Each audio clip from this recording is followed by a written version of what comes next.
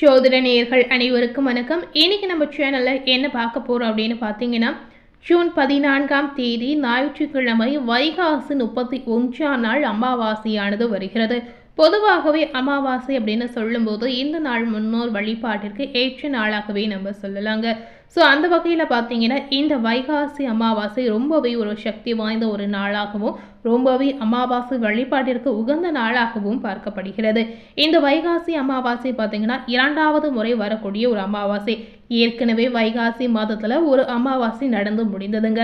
இது இந்த வைகாசி 31ஆம் தேதி கடைசியாக வரக்கூடிய 2வது அமாவாசை அப்படின்னு நம்ம சொல்லலாங்க.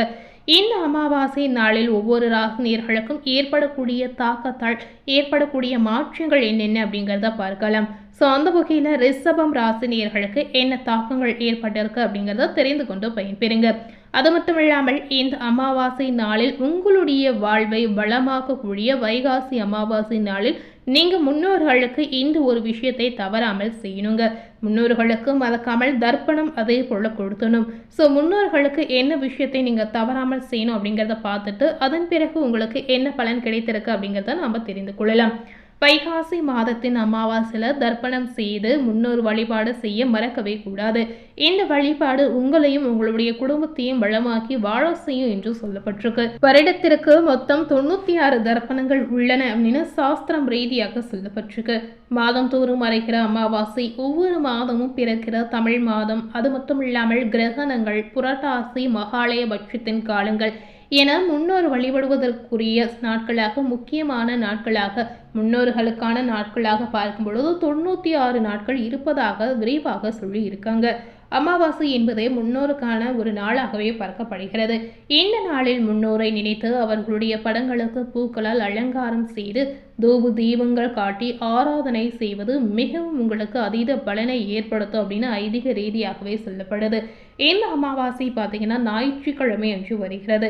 இதனால் இது ரொம்பவே ஒரு விசேஷமான நாளாகவும் பார்க்கப்படுகிறது. இந்த நாளில் மறக்காமல் முன்னோர் ஆராதனை செய்திடுங்க. அவர்களுடைய படங்களுக்கு மலர்கள் சாத்துவது அவசியம். அவர்களுக்கு பிடித்த உணவை நெய்வேத்தியமாக படைத்து காகத்திற்கு கொடுப்பது முக்கியமாகவே சொல்லப்படுது.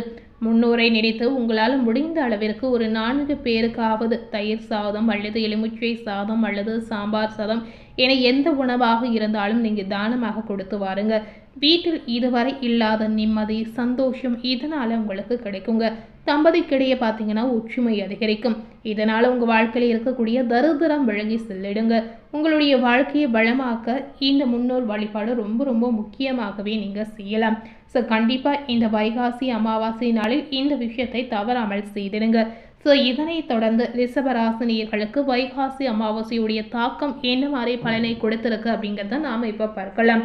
இந்த காலகட்டம் ரிஷபராசி வாழ்க்கையில் பார்த்தீங்கன்னா ஏற்படக்கூடிய திருப்பங்கள் நிறையவே இருக்குது அப்படின்னு சொல்லப்பட்டிருக்கு. அதாவது சுக்கிரனாலும் நிறைய மாற்றங்கள் இந்த காலகட்டத்தில் உங்களுக்கு ஏற்படும். அமாவாசை தாக்கம் ஒரு புறம் என்றாலும் இன்னொரு புறம் இந்த மாதிரி பயிற்சி காரணமாக பல்வேறு விதமான மாற்றங்கள் உங்களுக்கு காத்திருக்கு. ரிஷபராசினியர்களுக்கு என்ன பரிகாரம் செய்யணும், தொழிலில் முன்னேற்றம் எப்படி இருக்குது, பொருளாதார முன்னேற்றம் எப்படி இருக்குது, திருமண யோகங்கள் உங்களுக்கு இருக்கிறதா இல்லையா, வழிபடக்கூடிய தெய்வங்கள் என அனைத்து தகவலுமே நாம் இப்போ பார்க்கலாம். ஒவ்வொரு கிரகங்கள் ஒரு குறிப்பிட்ட கால இடைவெளியில் பார்த்தீங்கன்னா ஒரு ராசியிலிருந்து இன்னொரு ராசிக்கு பயிற்சியாவது வழக்கமாகவே சொல்லக்கூடிய ஒரு விஷயமாகவும் பார்க்கப்படுகிறது. இந்த கிரக மாற்றமானது அனைத்து ராசிகளின் வாழ்க்கையிலும் பார்த்தீங்கன்னா மிகப்பெரிய தாக்கத்தை ஏற்படுத்தும். ஒரு சில ராசிகளுக்கு சுப பலன்களையும் இன்னொரு சில ராசிகளுக்கு அசுப பலன்களையும் கொடுக்கும் அப்படின்னு சொல்லப்படுது. ஸோ இது போலவே தான் இந்த அமாவாசையினுடைய தாக்கத்தால் ஒவ்வொரு ராசினியர்களுக்கும் ஒவ்வொரு விதமான மாற்றங்கள் கிடைக்கும் அப்படின்னு சொல்லப்படுது. இந்த காலகட்டத்தில் மிக முக்கியமான நிகழ்வாக குரு பகவான் கடக ராசியில உச்சம் பெற்று சென்றிருக்கிறார். இதனால பல ராசினியர்களுக்கு வாழ்க்கையில முன்னேற்றம், புதிய வாய்ப்புகள் உருவாகும்.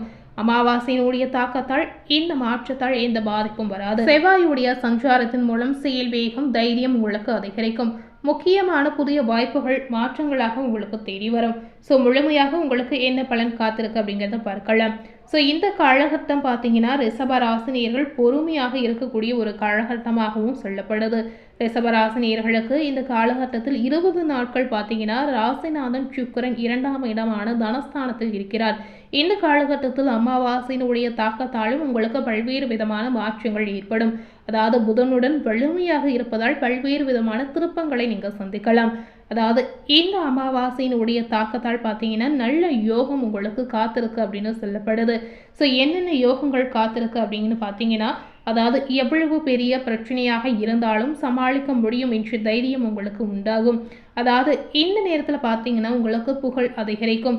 அது மட்டும் இல்லாமல் இசை, கலை, சினிமா, ஊடகத்துறை சார்ந்த புதிய வாய்ப்புகள் உங்களுக்கு தேடி வரக்கூடிய அற்புதங்கள் இருக்கிறது. கடல் கடந்த யோகம் உண்டாகலாம்.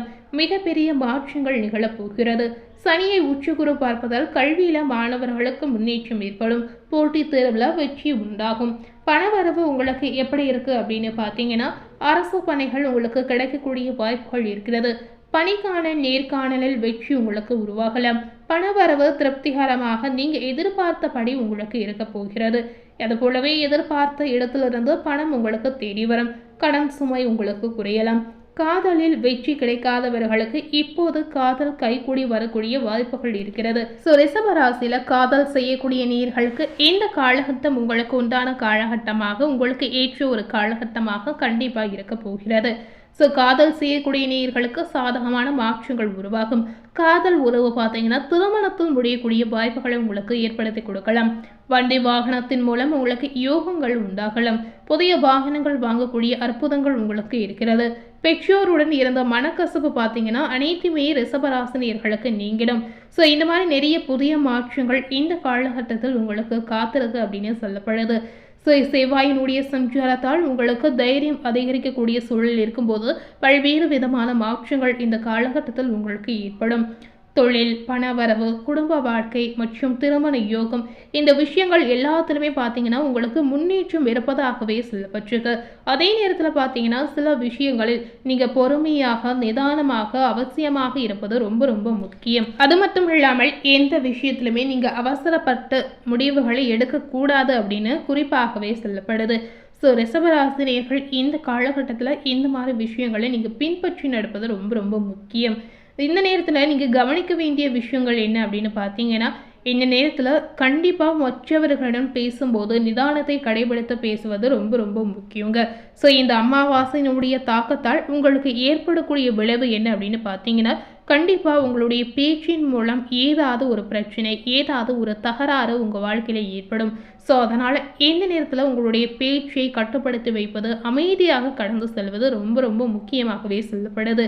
ஸோ இன்னைக்கு நம்ம சேனலில் ரிஷபம் ராசி நேயர்களுக்கு அமாவாசையினுடைய தாக்கத்தால் என்ன பலன் கிடைத்திருக்கு, அமாவாசை நாளன்று முன்னோர் வழிபாடு எப்படி செய்யணும் என்ற தகவலை இந்த வீடியோ மூலம் நீங்கள் தெரிந்திருப்பீங்க.